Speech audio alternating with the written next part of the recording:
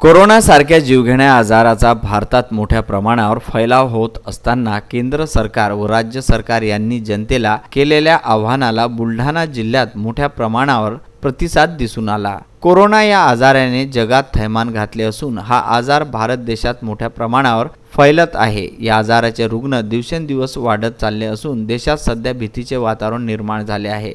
याच अनुषंगाने यावर उपाय म्हणून देशाचे पंतप्रधान नरेंद्र मोदी यांनी जनतेला 22 मार्च रोजी जनता कर्फ्यूचे आवाहन केले। त्यामुळे या आव्हानाला बुलढाणा जिल्ह्यात सुद्धा मोठ्या प्रमाणावर प्रतिसाद मिळाला आहे। बुलढाणा जिल्ह्यातील बुलढाणा, चिखली, खामगाव, शेगाव, मेहकर, लोणार, देऊळगाव राजा, सिंदखेड राजा, मोताळा, जळगाव जामोद, नांदुरा, मलकापूर, संग्रामपूर, तेरा तालुक्यातील सर्वच ठिकाणी शुकशुकाट पाहायस मिळाला। 22 मार्च रोजी सकाळपासूनच घराबाहेर नागरिक पडले नाही, त्यामुळे जनता कर्फ्यूला चांगला प्रतिसाद मिळाला।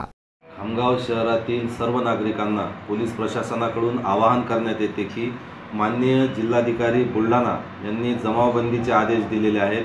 CRPC कलम 144 संपूर्ण नागरी भागामध्ये लागू करण्यात आलेली आहे। त्यानुसार फक्त अत्यावश्यक सेवा ज्यामध्ये किराणा, भाजीपाला, फळ, गॅस एजन्सी, स्वस्त धान्य दुकान, स्वस्त धान्य गोदाम अशा प्रकारच्या सेवांनाच फक्त सूट आहे।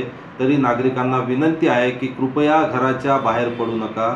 ज्यांना अत्यावश्यक काम आहे, अतिशय महत्त्वाचं काम आहे, अशाच वेळी बाहेर पडा, कारण कोरोना विषाणूची संसर्गाची साखळी ब्रेक करणं अत्यंत आवश्यक आहे। ज्या ठिकाणी अतिशय चांगल्या सोयीसुविधा उपलब्ध आहे अशा देशांची सुद्धा आपण प्रसारमाध्यमाच्या माध्यमातून माहिती घेतली असता गंभीर परिस्थिती आहे।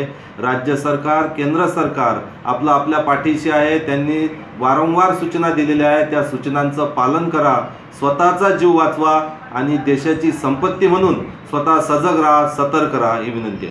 खामगाववरून विदर्भ न्यूज करिता वरिष्ठ प्रतिनिधी फारुख सर यांचा हा वृत्तांत।